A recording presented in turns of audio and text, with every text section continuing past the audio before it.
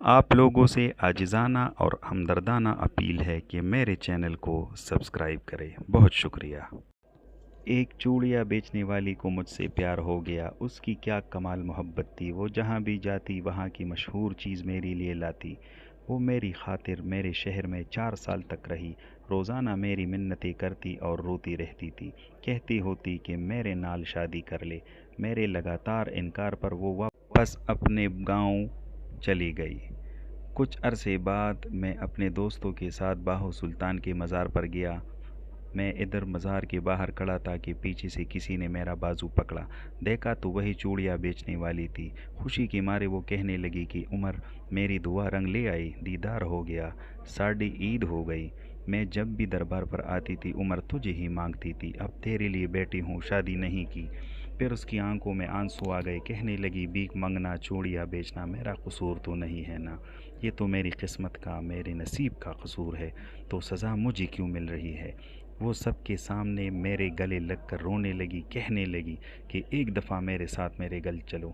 میرے پاؤں پکڑ لیے، سب لوگ دیکھ رہے تھے، میری بہت بے عزتی ہوئی، لوگوں کا مجمع لگ گیا، دوستوں نے بولا چلو ایک دفعہ ہو آتے ہیں۔ میں نے ہاں کر دی تو وہ بھاگ کر گاڑی میں بیٹھ گئی۔ اس کا گھر 50 کلومیٹر دور تھا، سارے راستے وہ بہت خوش تھی۔ ہم اس کے گاؤں پہنچ گئے، وہاں سب گھر کچے تھے لیکن صفائی پکے گھروں سے بھی زیادہ تھی۔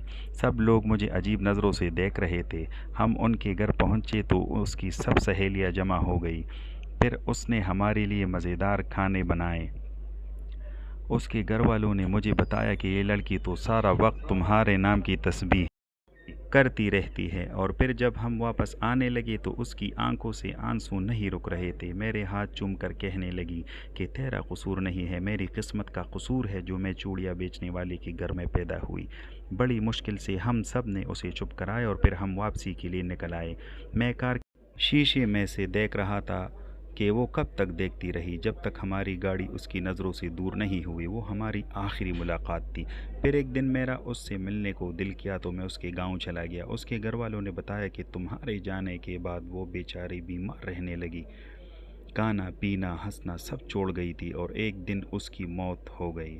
مجھے اس سے محبت تو نہیں تھی، پر میں آج بھی اس سے روز یاد کرتا ہوں اور ہر سال عید کے دن اس کی قبر پر جاتا ہوں۔ تیرے بعد نظر نہیں آتی مجھے کوئی منزل، کسی اور کا ہونا میرے بس کی بات نہیں۔